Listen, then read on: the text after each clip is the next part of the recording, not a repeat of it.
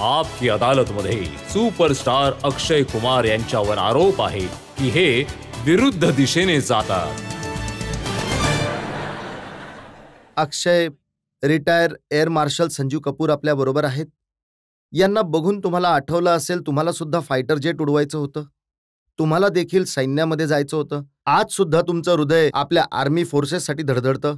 हो. मग हे उलट्या दिशेने कसे काय गेलात?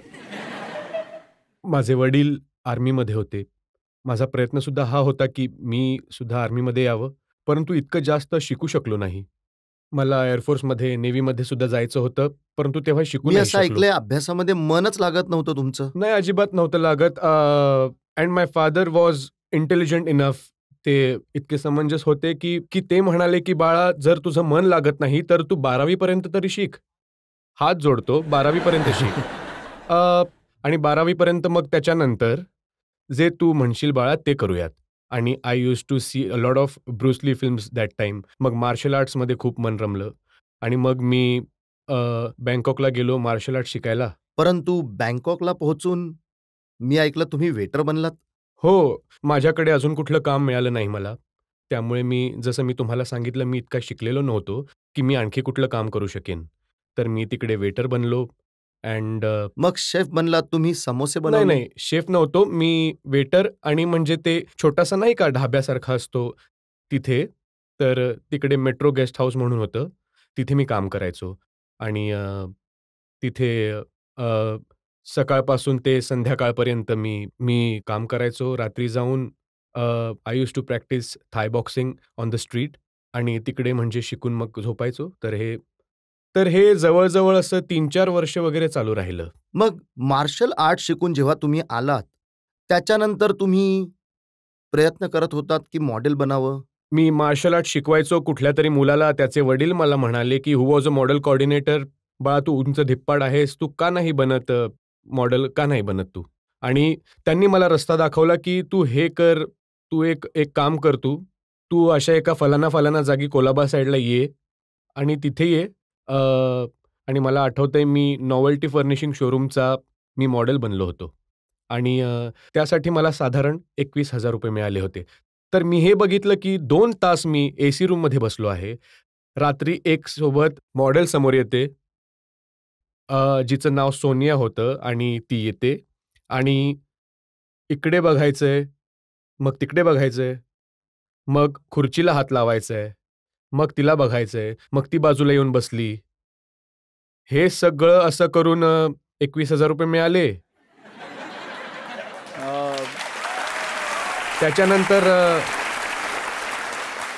त्याच्यानंतर मी विचार केला की हे तर कमाल आहे. मी पूर्ण महिना मी मेहनत करतो, मार्शल आर्ट शिकवतो. मला 5-6 हजारपेक्षा जास्त पगार मिळत नाही. इथे 2 तासांमध्ये एसी रूममध्ये बसून ₹21,000 मिळाले. नाही, हे नाही तुम्ही सांगत आहात की 2 तास एसी रूममध्ये बसून मुलीला मांडीवर बसवण्याचे ₹21,000 मिळाले? नाही. हां? मांडीवर म्हणजे तसं हे बघा, जवळ-जवळ तिकडे 200 ते 250 लोक असतात. आता मांडीवर बसून काय होणार आहे? म्हणजे सगळेच्या सगळे आहेत तिकडे अँड सो इट इज. मग त्याच्यानंतर मॉडेलिंग करायला लागलो. त्याच्यानंतर मला एक सिनेमा मिळाला. हे खरंय का की तुम्हाला सगळ्यात आधी गोविंदा म्हणाले होते की तू हिरो का नाही बनत? हो, नक्कीच. एक फोटोग्राफर होता ज्याचं नाव होतं जयेश शेठ. तर जयेश शेठ जो होता त्याच्याकडे मी ॲज अ लाईटमॅन काम करायचो त्याच्याबरोबर.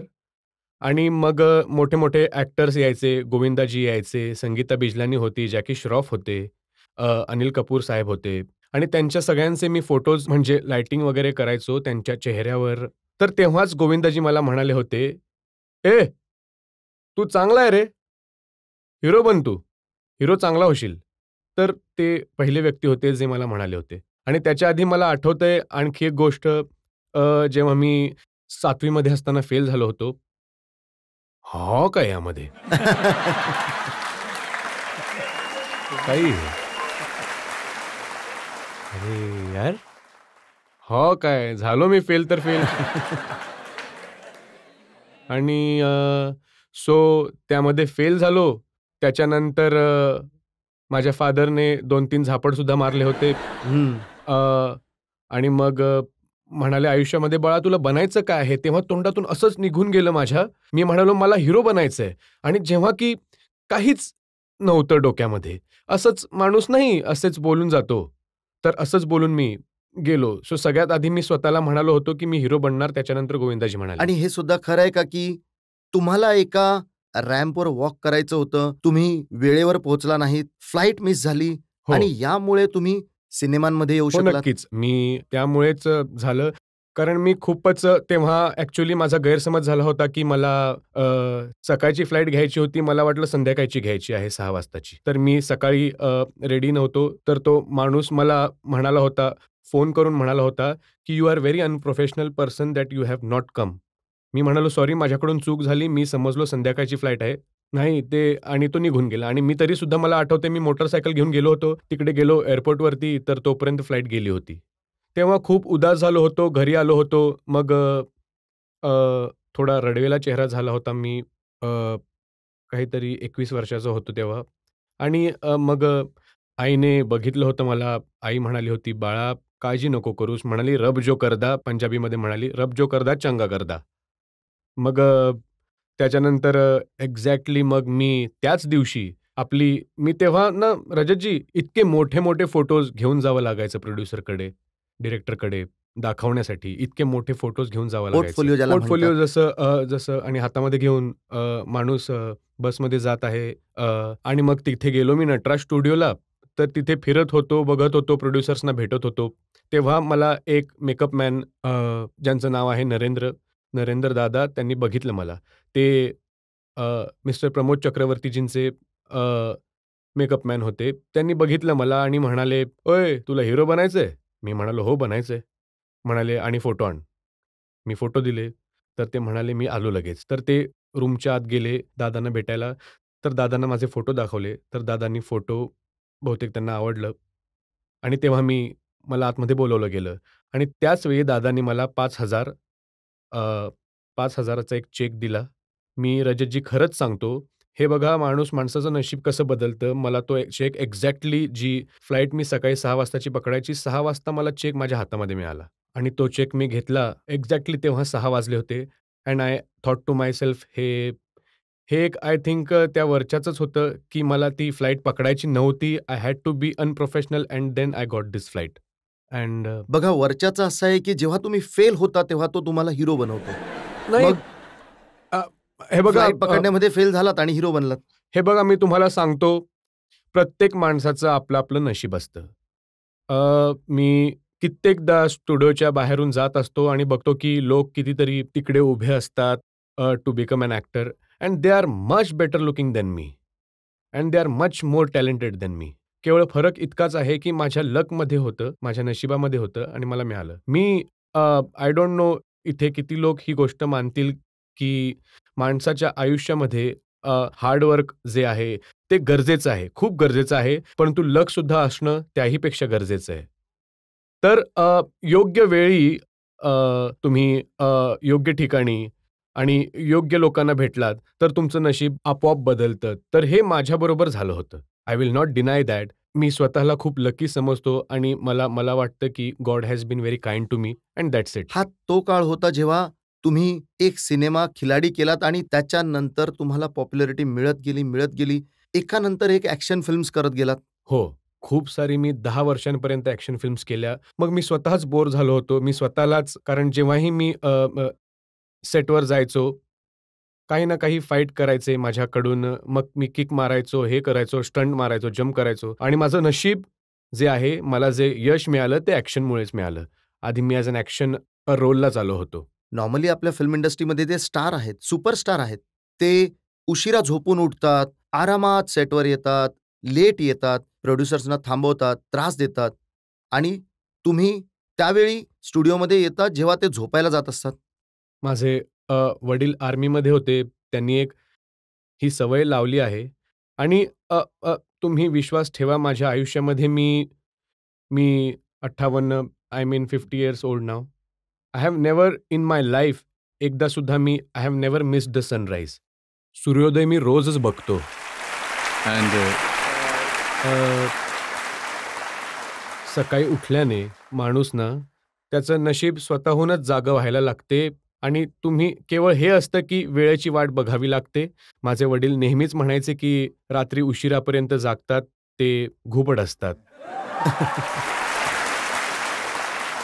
हे बघा, आपल्या फिल्म इंडस्ट्रीचे जितके सुपरस्टार्स आहेत ते सगळे रात्रभर जागतात आणि सकाळी झोपायला जातात. गोविंदा तर आपल्या सेटवर दुसऱ्या दिवशी पोचायचे. हो, ते आता त्यांच्याबद्दल मी कुणाबद्दल काही बोलू शकत नाही. खूप सारे लोक असे सुद्धा असतील जे उशिरा उठतात, उशिरा झोपतात. त्यांचं सुद्धा नशीब चांगलं असतं. तुम्ही कुठल्याही पार्टीमध्ये जात नाहीत, तुम्ही कुणालाही मित्र बनवत नाही. हो, मी पार्टीमध्ये जात नाही. मला मजा नाही येत. कारण मला बोरिंग वाटतात.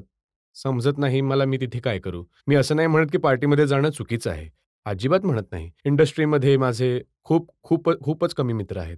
आज माझे जे कोणी मित्र आहेत ते माझ्या शाळेतील मित्र आहेत. आजपासून जवळ-जवळ 40 वर्षांपूर्वीचे माझे मित्र आहेत. 40-50 वर्षांपूर्वीचे मित्र आहेत माझे. ड्रिंक नाही करत तुम्ही? हो, नाही मी सॉरी नाही करत. सलमानला तुम्ही एक दिवस सांगत होतात की 1 ग्लास वाईन प्यायलो तरी मी आउट होऊन जातो. अ, हो मला आठवतंय मी 10th अॅनिव्हर्सरी होती माझी आणि माझ्या वाईफची आणि तेव्हा मी इतकीशी वाईन प्यायलो होतो अँड मी माझ्या लायकीवर आलो होतो. मी आय स्टार्टेड कुकिंग. तुम्ही विश्वास ठेवणार नाही, आय स्टार्टेड कुकिंग. मी किचनमध्ये गेलो आणि जेवण बनवायला लागलो. आता तर मी ऐकलंय जेव्हा तुम्ही शूटिंगला जाता, तेव्हा तुमचं किचन सुद्धा तुमच्या बरोबर जातं. बाहेरून जेवण जे येतं ते मला आवडत नाही. आता देवाने जर पैसे दिले आहेत, मग माझ्या तब्येतीची काळजी का घेऊ नये? मी आपलं स्वतःचं एक छोटंसं किचन बनवून ठेवलं आहे मी आणि एक शेफ आहे, जो माझ्यासोबतच असतो आणि मी जेवण तेच मला बनवून देतात आणि मी खातो. डाळ आणि भात, खिचडी हे सगळं जे आहे ते मी खातो. बाकी मी नाही तर काही. पराठेवाली गलीमध्ये तुमचा फोटो पाहायला लागलेला पराठे खाताना. हो, माझा फोटो आहे कारण मी तिथे जन्माला आलो होतो. नक्कीच तिथे फोटो लागला आहे माझा आणि तिथे हे सुद्धा लिहिलं आहे की खोटं तूप सिद्ध करणाऱ्याला ₹1001 बक्षीस आणि अ, अ, काय फोटो लागलाय अजून काय म्हणू? मग कधीतरी मन होत असेल, कधीतरी खात असाल? नाही, खातो मी नेहमीच. बाय द वे खाता म्हणजे छोले भटुरे नाही, ते थोडंसं तर तरी? तुम्हाला सुद्धा म्हणालो की मी तुम्हाला सांगतो हे संपल्यानंतर मी सरांनी विचारलं होतं मला की मी काय खायचंय मला, मी छोले भटुरे मागवले आहेत. तर असं नाहीये. तर अ, तर मी एकदम नॉर्मल खातो. मी त्या लोकांपैकी नाही जे कॅलरीज मोजतात, प्रोटीनचा इंटेक मोजतात. ते सुद्धा आपल्या जागी योग्य आहेत, करायला पाहिजे. परंतु मी खूप खातो अँड आय ईट म्हणजे एकदम देशी तुपाचं सगळं खाणं वगैरे अगदी माझं तसंच बनतं आणि मला पराठे आवडतात, भटुरे छोले आवडतात, जिलेबी आवडते, दुधामध्ये जिलेबी घालून आवडते. मी अगदी दिल्ली 6चा राहणारा आहे. खाण्यावरती खूप विश्वास आहे. मला मजा येते सगळं खायला. बस लिमिटमध्ये खातो आणि 6-6:30 वाजेपर्यंत खातो.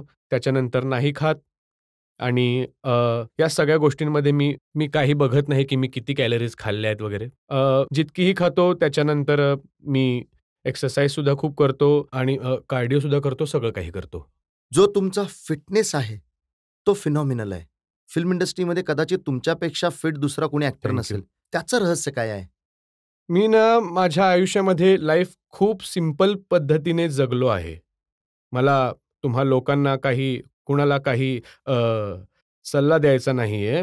परंतु मला माझं सांगायचं आहे, की लाईफला ना there is a lovely word called simplicity. Live your life simple. भले पैसे असो किंवा नसो, जे काही असेल. तुम्ही आयुष्यामध्ये सिम्प्लिसिटीने आयुष्य जर जगाल ना तुम्ही, that will calm yourself so much आणि तुमची प्रकृती कायम चांगली राहील. हे low blood pressure, high blood pressure, diabetes, stress these are all हे सगळं हे तुम्हाला सुद्धा माहिती आहे, सगळ्यांना माहिती आहे, की हा स्ट्रेस जो असतो, त्यामध्ये तो आपल्या भारत देशाला जो आहे मारत चालला आहे. जर आपण पाहिलं तर डायबिटीजमध्ये सुद्धा आपण नंबर 1 होत चाललो आहोत. हार्ट प्रॉब्लेममध्ये आपण नंबर 1 होत चाललो आहोत. We all have to understand what we need is the basics of life. The basic of life is just be simple in your living. Stop taking stress. Think the best is think positive. लक्षपूर्वक विचार करा, कुणाबद्दल वाईट विचार करू नका. Don't try and take, म्हणजे कुणाची हाय घेऊ नका तुम्ही. आणि आयुष्यामध्ये जर सिंपल पद्धतीने जितके जगाल, आणि सगळ्यात कमाल आहे आणखी एक गोष्ट आहे, सेवा. सेवाभाव कायम ठेवा. तुमची प्रकृती कधीच बिघडणार नाही, कधीच बिघडणार नाही. आता फ्रायडेला फिल्म रिलीज होणार आहे. हो. करोडो रुपये स्टेकला आहेत. स्ट्रेस नाही येणार तुम्हाला? नाही, येईल. म्हणजे तसा स्ट्रेस नाहीये की मी माझं डोकं पकडून बसेन, आपल्या भिंतीवर माझं डोकं आपटेन. मला हे आहे की फ्रायडे, सॅटर्डे, संडे जर माझा सिनेमा नाही चालला, तर फ्रायडे, सॅटर्डे, संडे थोडासा उदास असतो, घरामध्ये शांत बसतो आणि मग विचार करतो काय चुकीचं झालं असेल, आणि त्याच्यानंतर निर्णय घेतो की आता झालं, 3 दिवस झाले, तुम्ही शांत बसला होता आणि आता it's Monday, I have to go back to another producer, start looking for my next film. That's it. कारण या गोष्टी कारण मी तुम्हाला सांगतो की या गोष्टी तुमच्या हातात नाही आहेत अजिबात. यश मिळणं हे आपल्या हातात नाहीये, हे नशिबाच्या हातामध्ये आहे. त्यांनी दिलं तरी चांगलं, नाही दिलं तरी चांगलं. जनतेमधून 1-2 प्रश्न घेऊ शकतो आपण? तुम्ही खूप साऱ्या हिरोईन सोबत काम केलंय. तुमची फेवरेट हिरोईन कोण आहे? माझी फेवरेट हिरोईन, मी खूप साऱ्या हिरोईन बरोबर, ॲक्च्युली मी सगळ्यांबरोबरच काम केलं आहे. कटरीना.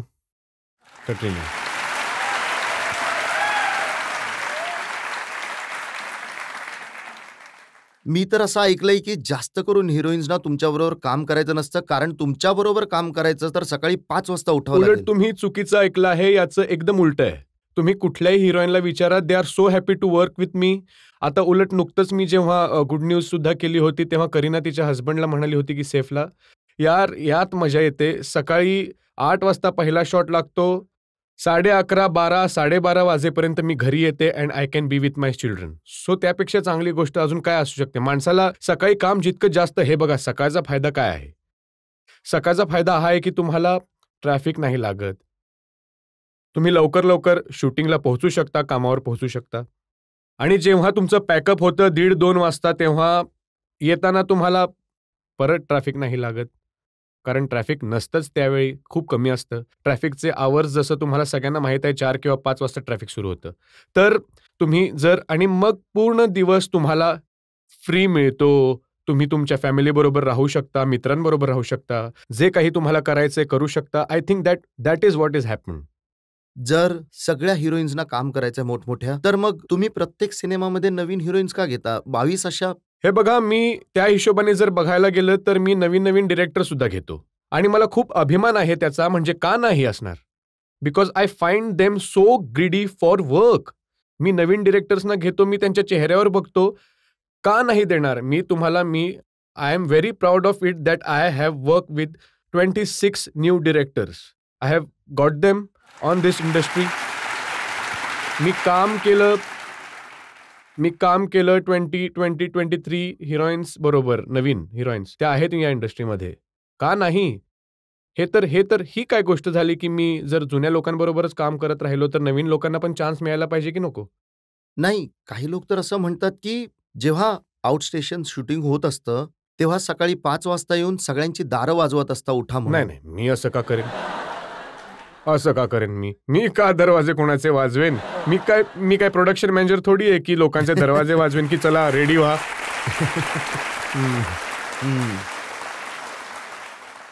गुलशन ग्रोवर एका इंटरव्ह्यूमध्ये म्हणाले की हे उठवतात सकाळी सकाळी. गुलशनने कधीतरी तो म्हणाला असेल की मला उठव जरा भावा, उठवलं असेल त्या दिवशी, आणि त्यानेही सवय समजली असेल की मी आता उठवणार रोज सकाळी, तर ती चुकीची गोष्ट आहे. नाहीतर मग बाकीचे सगळे झोपूनच राहतील. नाही, असं नाही. येतात सगळ्यांना. जेव्हा एक गोष्ट मी सांगतो तुम्हाला, जेव्हा शूटिंग असतं, जर तुमचा मेन ऍक्टर सेटवर टाइमवर आला तर सगळ्याचा सगळा स्टाफ जो आहे, सगळेच्या सगळे लोक जे आहेत, बाकी ऍक्टर्स जे आहेत, ते सगळे वेळेवर येतात. रज्जेती तुम्ही सुद्धा पाहिलं असेल, तुमच्या ऑफिसमध्ये तुम्ही वेळेवर येत असाल तर तुमच्या सुद्धा ऑफिसमधले सगळे घाबरून वेळेवर येत असतील, कारण आमचा बॉस येतो म्हणून. हे नक्कीच होणार आहे.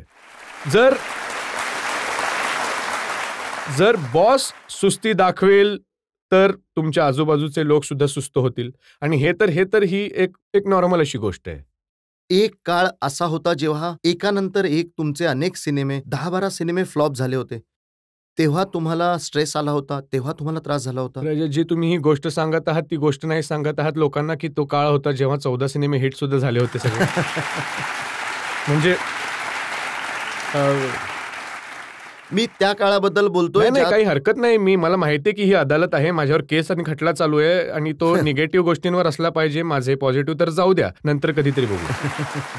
तर ठीक आहे. हो सर, हो. माझे असं एकदा नाही रजतजी, माझ्याबरोबर 2 किंवा 3 वेळा झालं आहे जेव्हा मी कंटिन्युअसली माझे 8-9 सिनेमे नाही चालले, कधी 10 सिनेमे नाही चालले. मग कित्येकदा असं झालं की 14-14, 16-16 सिनेमे एकत्र चालले आहेत. तर हे तर होत राहतं. चढ उतार तर होतच असतात. परंतु स्ट्रेस जी गोष्ट आहे तर नाही, स्ट्रेस नव्हता आला. हो, हे नक्कीच होतं. एक वेळ होती माझ्यावर जेव्हा माझे सिनेमे चालत नव्हते, तर मी विचार केला आता काय करायचं, आणि जवळजवळ साधारण 14-15 सिनेमे नव्हते चालत. तर आय थॉट मे बी मी बनलो नसेल यासाठी. तर काही ना काहीतरी काम करायचं आहे. तेव्हा माझा एक मित्र होता कॅनडामध्ये. तर तो म्हणाला तू इकडे ये, इथे काम करूयात, बरोबर काहीतरी करूयात, इथे बिझनेस करूयात. त्याचा कुठला तरी बिझनेस होता, कार्गोचा बिझनेस होता. तर तेव्हा मी जाऊन मग मी म्हणालो की चला तिकडे जाऊयात. आणि माझा सिनेमा लास्टचा 1 किंवा 2 सिनेमे राहिले होते. तर मी ते संपून मग तिकडे गेलो होतो. तिकडे मग काम थोडं करायला लागलो होतो. तोपर्यंत इकडे जेव्हा सिनेमा रिलीज झाला तो हिट झाला. मग तो दुसरा सुद्धा हिट झाला होता. तेव्हा मग मी परत गेलो जानवर तिकडे. सिनेमा होता, जर सनी देओल त्यांनी जर यामध्ये काम केलं असतं तर तुम्हाला संधी मिळाली नसती. तुम्ही तर गेला होतात कॅनडाला. मी तर माझे खूप सारे सिनेमा मग मी माझ्या मित्राला म्हणालो की नाही, मला परत गेलं पाहिजे. मग मी परत आलो. तो बऱ्याच माझ्यानंतर मग वर्षांपर्यंत तुम्ही कॅनडाचे सिटिझन्स बनून हो, राहिलात. नक्कीच.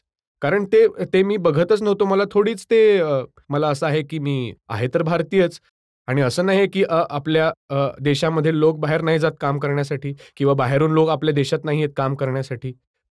काम करण्यासाठी जात आहे. मग त्यामध्ये मी तिकडे राहायला लागलो, तर माझा पासपोर्ट तिकडचाच झाला. मग त्याच्यानंतर जेव्हा इथे आलो, इथे येऊन मग मी ही गोष्ट नोटच नाही केली की मला पासपोर्ट चेंज करायचा आहे. त्यानंतर जेव्हा मी काही ट्विटरवर वाचायला लागलो की लोकांचं आणि फॅन्स आणि हे की मी आपलं बदललं पाहिजे, तर मी अप्लाय करून पटापट बदलून टाकलं. त्यावेळी लोक असं म्हणत होते की टॅक्स वाचवण्यासाठी हे नाही, टॅक्स नाही कॅनडाचे वाचवला. सिटिझन बनून राहिले. तुम्ही जर पासपोर्ट तुमचा कॅनेडियन असेल तर तुम्हाला तुमचे टॅक्सेस भरावे लागतात, आणि द सोर्स जिथे तुम्ही कमवता, त्यामुळे माझा सोर्स इथे होता. मी माझे टॅक्सेस कायम इथे भरायचो. नाही, ही चुकीची गोष्ट आहे. आणि जेव्हा त्यावेळी सुद्धा माझ्याकडे कॅनेडियन पासपोर्ट होता, तेव्हा मी माझे टॅक्सेस भरायचो आणि मी हायेस्ट टॅक्स पेअर होतो त्यावेळी सुद्धा. मग आता तुम्ही भारताचे नागरिक बनले आहात प्रॉपरली. हो, अगदी. आजपासून 2 वर्षांपूर्वी. आणि मी भारतीयच होतो. मी कुठेच गेलो नव्हतो. मी पुन्हा एकदा सांगतो आहे, त्यावेळी सुद्धा सगळे टॅक्सेस मी भारतामध्येच द्यायचो. कॅनडामध्ये एक फुटकी कवडी सुद्धा नाहीये. इथेच दिलंय मी.